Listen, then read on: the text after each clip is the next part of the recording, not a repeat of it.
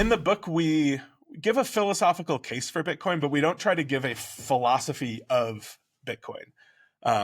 Other people have tried to do that, and I think that there's just too much that you could. There are too many philosophical reasons that you could like Bitcoin. From being right libertarian to being left libertarian, to issues about justice and democracy, social cohesion. So what we try to do instead is give a philosophical framework for thinking about Bitcoin that also can be applied to other things. It's the philosophical framework offered by John Harsanyi, who's an economist, and then later John Rawls, who was a philosopher. And they use it to think about governments and economic principles and things like that. And it's called the veil of ignorance. So the idea is that you imagine you go to sleep tonight, and when you wake up in the morning, you have no idea which person on earth you're going to be. And there's an equal chance that you could be anyone. So there's roughly a 1 in 8 billion chance that you wake up as you. There's a 1 in 8 billion chance that you wake up as me. There's a 1 in 8 billion chance that you wake up as Donald Trump. There's a 1 in 8 billion chance that you wake up as a particular farmer in China. And the question is, if you didn't know who you'd be when you woke up tomorrow, would you want to wake up in a world with Bitcoin or a world without Bitcoin? And this is supposed to get you past a lot of the self-interested reasons that you might be in favor of Bitcoin or in favor of a particular political system that maybe you benefit from. And Rawls thought that this way of thinking promoted this idea of making sure that the people who are the worst off still have enough to survive. So you'd want to make sure that no matter who you woke up as, you weren't going to die of starvation that day because you didn't have enough food. And so you'd want, of course, people to be able to get really wealthy if they worked really hard and were really geniuses or made good decisions or even got lucky. But you'd also want to make sure that everyone was taken care of.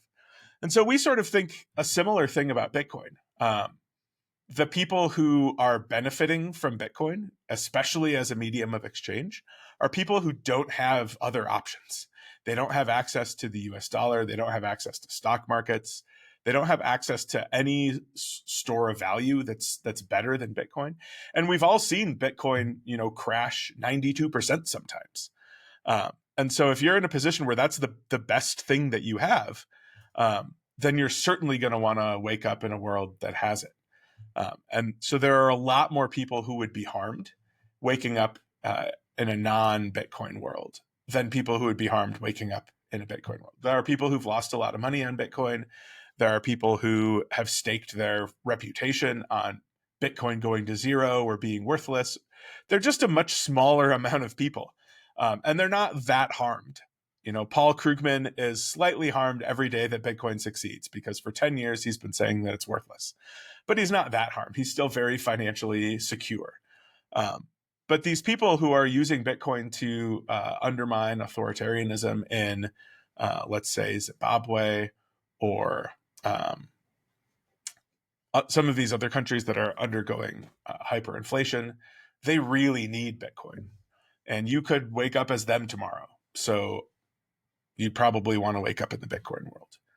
That's sort of the philosophical framework that we suggest people use when they're thinking through Bitcoin, and then go through all these steps. How does Bitcoin's monetary policy affect all these people? How does the privacy affect all these people? And so on. I never heard that, and that's so brilliant. I really love that because it shows, like it takes out the ego.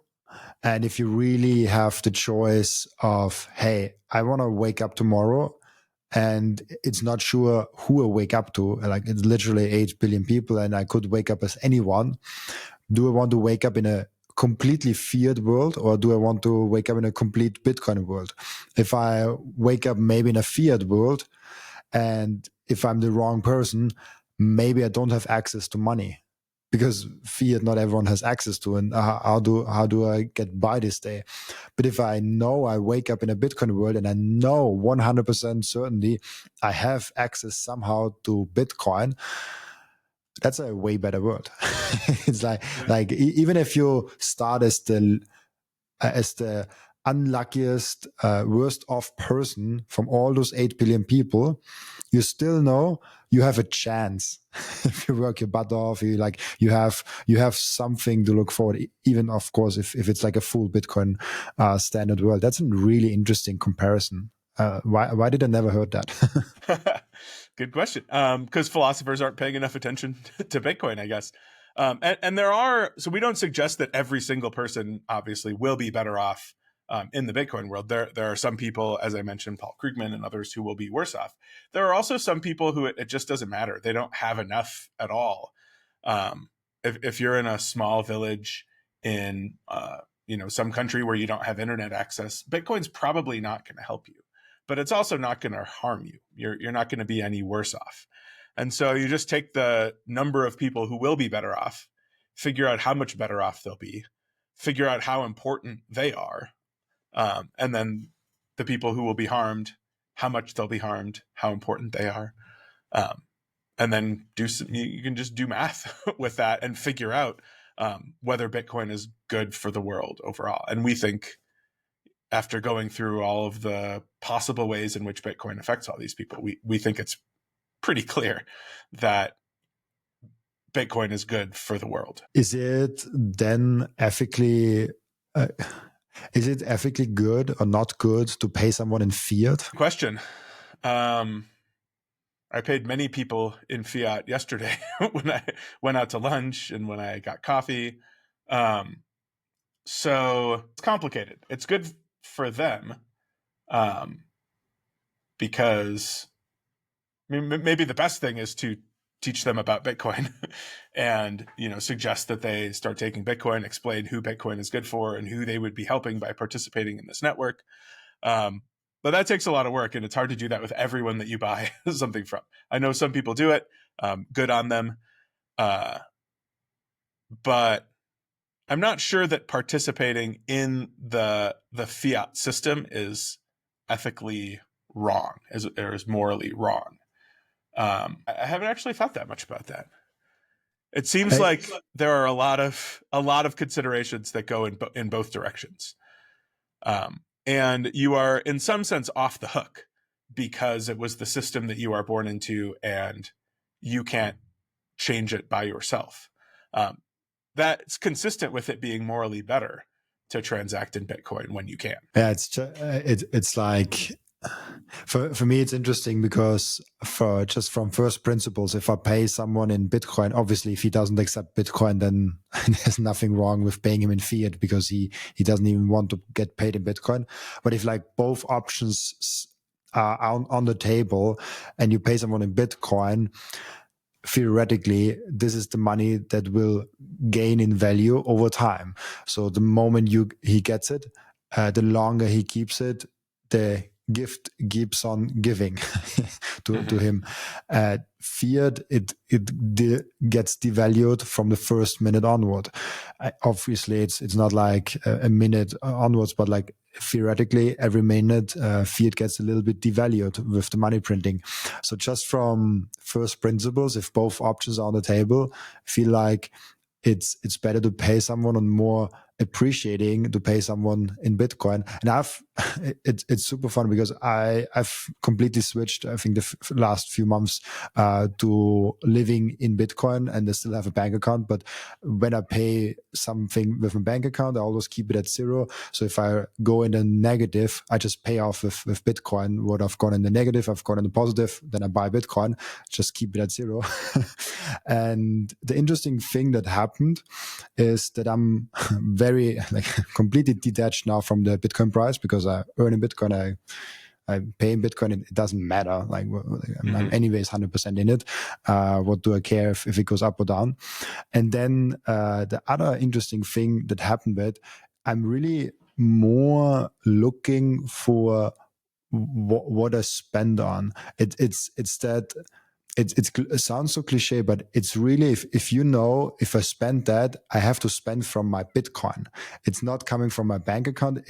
I have to spend that from my Bitcoin stack. And I know it's not logical to have that barrier just because it's a different money. But it really feels different. So I appreciate things more that I buy with Bitcoin than things that I buy with fiat, even though I'm anyways 100% in it. So it shouldn't matter, but there is something in my brain that says like, oh, don't get away your Bitcoin, and like spend your fiat. You can spend that. So it's super interesting to think about those things. Yeah, I think I am slightly different in that it's just really hard around here to pay in Bitcoin, both from a merchant acceptance perspective, but also from the tax reporting perspective. I'm supposed to, for every Bitcoin transaction, calculate the price at which I purchased that Bitcoin, the price at which I sold it for coffee or brisket or whatever, and then pay capital gains tax on that, which is just too difficult to do. So I think for every purchase that I make, I could use this money to buy Bitcoin, or I could use it to buy this other thing. Do I value this other thing as much as I value the Bitcoin that I could get? And theoretically, these two should be the same. Whether you already have the Bitcoin or whether you don't, the opportunity costs are still exactly the same. Psychologically, we know that it's different. There's this well-known cognitive bias called the endowment effect, which is that once you have something, you value it more highly than before you had it. And so already having the Bitcoin and having to trade the Bitcoin, you value the Bitcoin more highly than someone who is making the decision between buying Bitcoin and buying the thing that you're deciding whether or not to buy. So yeah, it's weird that it does make a difference, but I totally believe that it does, and that it's harder once you already have the Bitcoin to get rid of it than it is just to choose not to buy it in the first place. I struggled really with that bias of like, I don't want to spend from my Bitcoin stack. I separated then my Bitcoin setup for long-term savings and my Bitcoin setup for those Bitcoin I can spend. And if from those Bitcoin there's something surplus, I can give that to the long-term savings setup. And this allowed me to finally break through from, I don't want to spend my Bitcoin. Like if I earn 70% of my income in Bitcoin, only 10% or something like that I can spend in Bitcoin directly. So naturally I have to sell Bitcoin to pay my fiat bills. But I really struggled with that. And as soon as I said like, okay, there are two different buckets of Bitcoin, I can spend that. It's still Bitcoin, but I allow myself to spend that. It was easier for me if anyone was like, how can I get over that? Yeah, and I mean, it is reminiscent of what my parents taught me growing up, which is you have your savings account, you have your checking account, spend out of your checking account. Once something goes into your savings account, it stays there. You don't take it out of that, except in case of major emergency. But in practice, like it's on the same app, and I can transfer from the savings account to the checking account in seconds. With Bitcoin, right, you can make it so that your long-term stored Bitcoin, you have to physically travel somewhere to access, one of the private keys to unlock this multi-sig to then spend it. So you can actually force yourself to make it really difficult to spend your savings.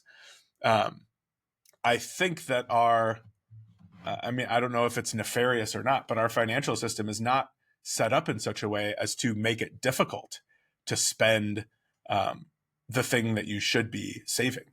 It's a very spending-oriented economy. And so one of the things that I think is really cool about Bitcoin is that you can actually do this geographically distributed thing. I can send Bitcoin to an address that would take me days to spend from. And I really like that. Yeah, there's even I mean, you can even time lock it and say like, oh, like that stack I can only access after a year. Even if there's an emergency, I literally can't access that stack. So there's like, it's really fun when money becomes programmable for yourself, and you're like, you can really 100% individually say that's how I keep it. I mean, if you like, and for self custody setups, it's also interesting because people have fear of like wrench attacks and like, what if someone comes to my house? Yeah, like keep 80% of your money if you can do that in a I don't know 6 months time lock. Like you literally can't give it to anyone. So with Bitcoin you have all the possibilities, and I love that. And I'm really wondering a lot, and you probably are the best guest for that.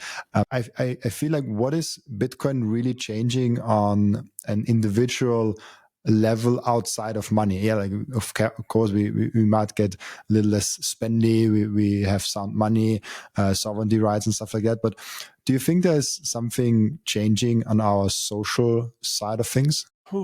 I think so. Social and political side of things. So I think on the political side of things, this is just starting, but I think will increase dramatically as it gets easier and easier to access Bitcoin.